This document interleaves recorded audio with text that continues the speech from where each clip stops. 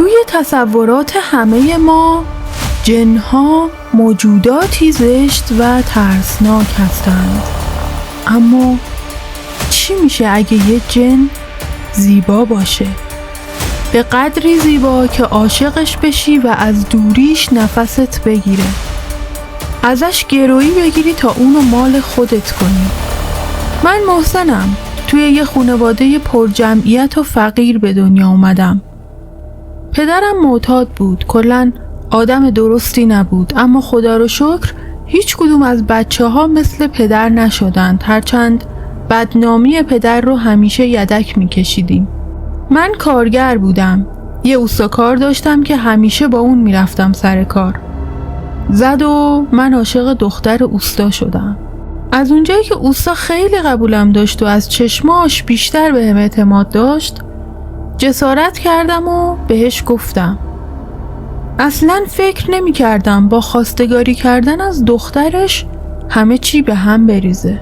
فکر کرد من همه این سالها دنبال ناموسش بودم و هر چی که بلد بود و بارم کرد. اما یه حرفش خیلی درد داشت. گفت من دختر به پسر اون مفنگی دل دزد نمیدم. بعدم بیرونم کرد. یه مدت حال خیلی بدی داشتم. بیکار شده بودم، اما هر روز از خونه می زدم بیرون و گاهی توی تنهایی گریه می کردم. بعد از یه مدت بیپولی به هم فشار آورد. دنبال کار اینور اونور می گشتم تا اینکه یه جا شنیدم یه نفر می خواد خونش رو بکوبه، اما دنبال آدمی که کارش تمیز باشه می گرده. من کارم خوب بلد بودم. رفتم سراغش. یه مرد میان سال بود. گفت یه اتاق ته حیاط دارند که چسبیده به دیوار همسایه. ممکنه به دیوار همسایه آسیب برسه و شاکی بشه. پس اول از اون اتاق شروع کن. گفتم بسپارش به من، دستمزد خوب به هم بده، کار رو تمیز تحویلت میدم. خوشحال شد و قبول کرد. وارد خونه شدیم. خونه خیلی قدیمی بود. انگار متروکه بود. وقتی ازش پرسیدم گفت بیشتر از 10 سال اینجا خالیه. اتاق رو نشونم داد. وسایلم رو برداشتم و رفتم توی اتاق که شروع کنم. اتاق حدود 12 متر بود و خالی بود. خواستم شروع کنم به کندن که صدای عجیبی شبیه جیغ و داد شنیدم.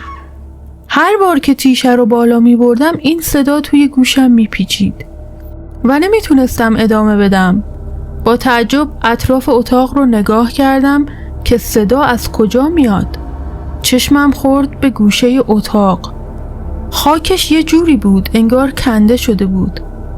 رفتم سمتش، تیشه رو بردم بالا. دوباره صدا اومد و متوجه شدم از همون گوشه صدا میاد. با دست خاکی که شل شده بود رو کنار زدم. یه صندوقچه اون زیر بود. عجیب بود. اولش خوشحال شدم، فکر کردم گنج پیدا کردم، ولی نمیدونستم این صندوق زندگی من رو زیر و رو میکنه. درش رو باز کردم. فقط یه دفترچه توش بود. دفترچه رو برداشتم و گرفتم توی دستم. ناگهان بدنم داغ شد. احساس میکردم اختیار بدنم رو ندارم. نشسته بودم روی زمین و نمیتونستم حرکت کنم. ناخودآگاه دفتر رو باز کردم. قدیمی و کهنه بود. صفحه اول رو خوندم. نوشته بود هیچ کس حق نداره این خونه رو خراب کنه. هر کسی اقدام به خراب کردن خونه بکنه هر چی که داره از دست میده، چه مال و ثروت و چه عزیزانش. ترس تمام وجودم رو گرفته بود. از شدت عرق تمام لباسم خیس شده بود. ناخودآگاه ورق زدم. توی صفحه بعد نوشته بود اگه میخوای بلایی سرت نیاد باید کارهایی که توی این دفتر نوشته شده رو انجام بدی. اول باید این خونه رو بخری و بعد از اون ادامه دفتر رو بخونی. طلا برای خرید خونه زیر صندوقچه است. کمی خاک رو بکنی بهش میرسی. طلاها رو بردار و خونه رو بخر. بعد از خرید خونه باید کارهایی که در ادامه گفته میشه رو انجام بدی. هر زمان تمام کارها رو به درستی انجام بدی، تو رو از پول و ثروت و قدرت بی نیاز میکنیم، اما اگه سرپیچی کنی و کوچکترین خطایی انجام بدی، تو و خانوادت عاقبت خیلی بدی خواهید داشت. تمام بدنم میلرزید. نمیتونستم حرف بزنم. انگار یه جن وارد بدنم شده بود. بدنم سنگین شده بود. به سختی گفتم باشه قبول، خونه رو میخرم، هر کاری بگین انجام میدم.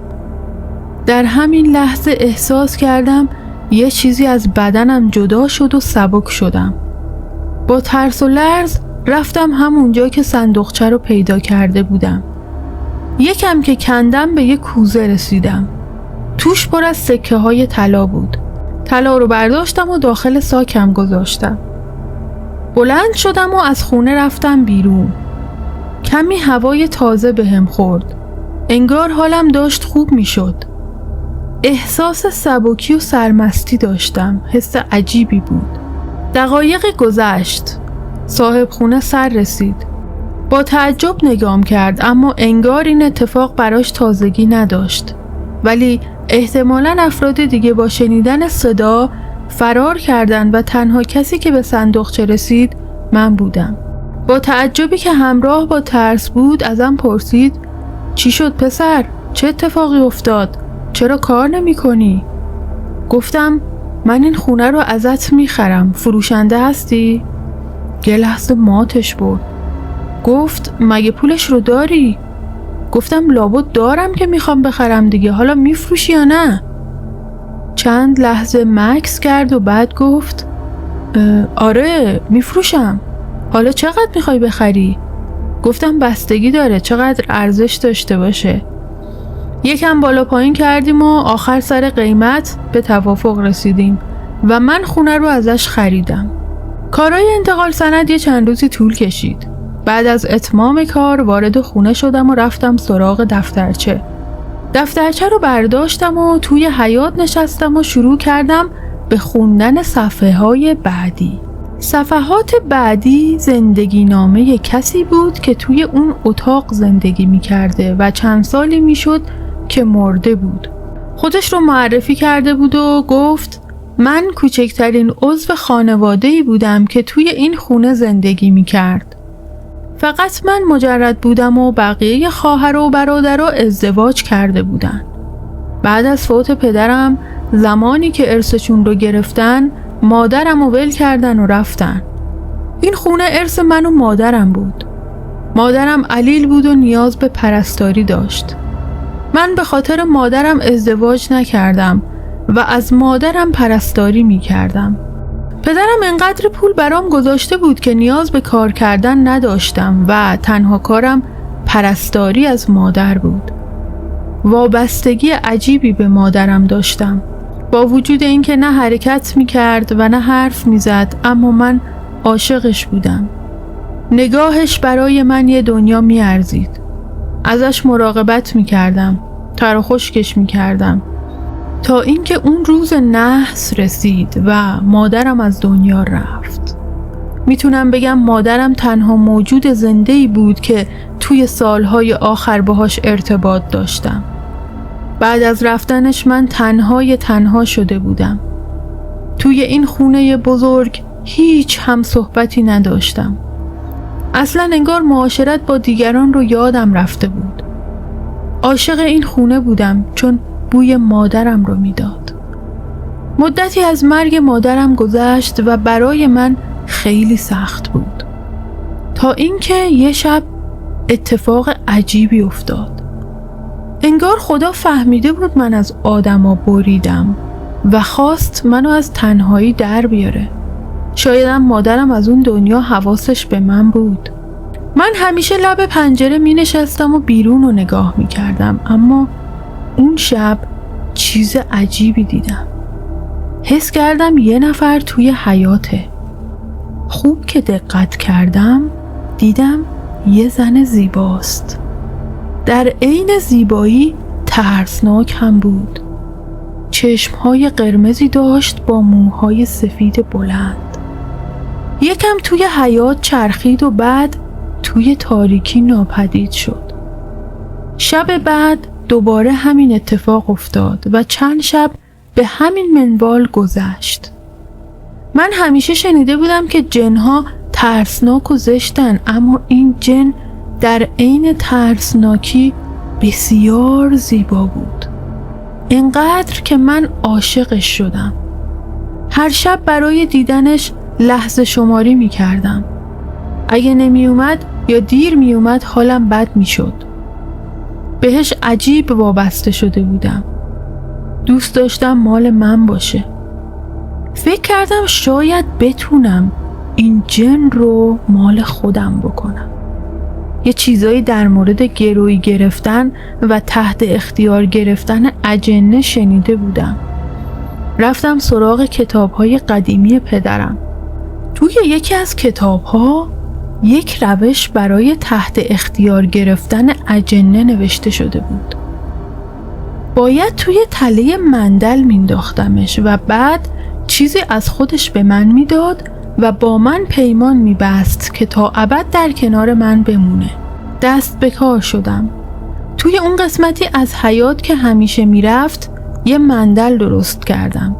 مندل یه دایره بود که با یه سری مواد که توی کتاب گفته بود روی زمین میکشیدم و مقدار زیادی نمک اونجا گذاشتم برای گرفتن قدرتش. اگه وارد مندل میشد دیگه نمیتونست بیاد بیرون مگه اینکه من کمکش کنم و آزادش کنم. همه چی رو آماده کردم و منتظر شب بودم. شب شد. هرچی که منتظر شدم نیومد. فکر کردم کلک من رو فهمیده.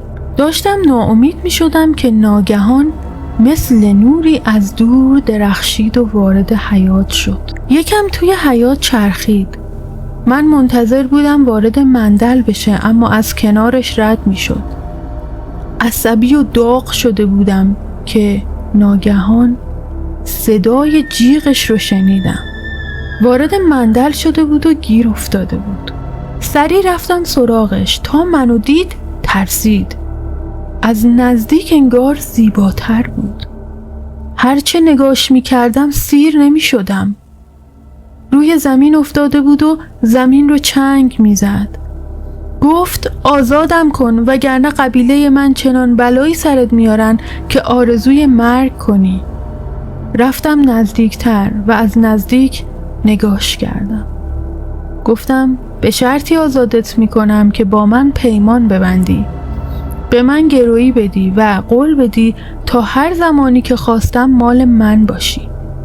اولش مخالفت کرد اما دید چاره دیگه‌ای نداره. من میخوامش. چند تاره مو از سرش کند و به من داد و پیمان بست که کنارم بمونه. حالا اون جن مال من شده بود.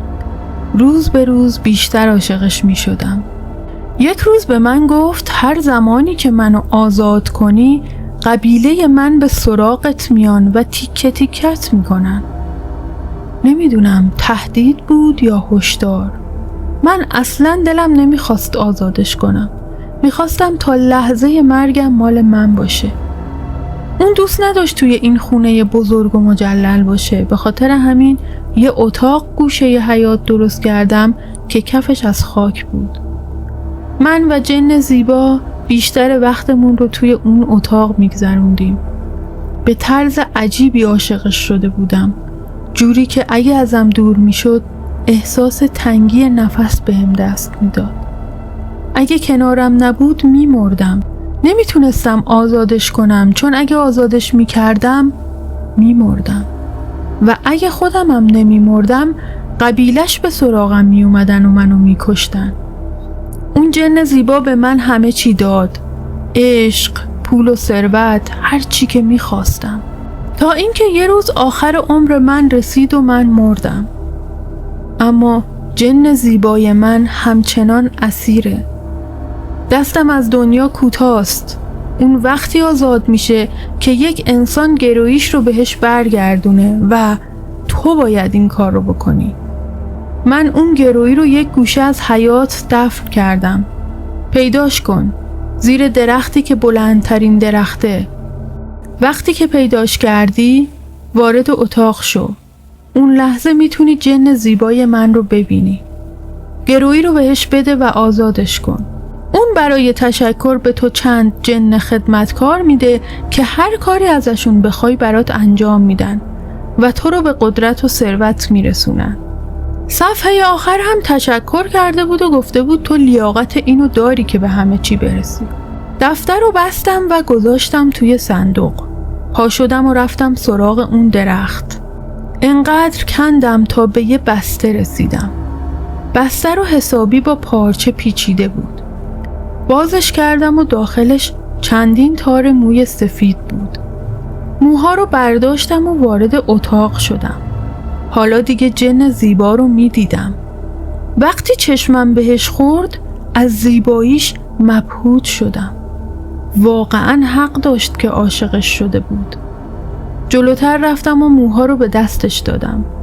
موها رو گذاشت روی سرش و دوباره چسبید به سرش. از من تشکر کرد و گفت چند اجنه خدمتکار برام میفرسته که به کمک اونا میتونم به هر چی که میخوام برسم. بعد گفت هر چه سریعتر از این خونه برو بیرون، چون الان این اتاق با خاک یکسان میشه. دویدم بیرون. اتاق فرو ریخت و با خاک یکی شد. جن زیبا هم ناپدید شد. حالا دیگه خونه واقعا مال من شده بود. بعد از اون ماجرا 2 جن همیشه همراه و مراقب من بودن و هر چه که میخواستم برام فراهم میکردن. به ثروت و قدرت زیادی رسیدم. اما این راز تا به امروز که آخرین روزهای زندگی منه در دلم باقی بود. به نظرتون همچین جنهای زیبایی واقعا وجود دارن؟ اگر این ویدیو رو دوست داشتی لایکش کن و کانال رو سابسکرایب کن تا ویدیوهای بعدی که سرشار از رمز و راز و هیجان هستن رو از دست ندی.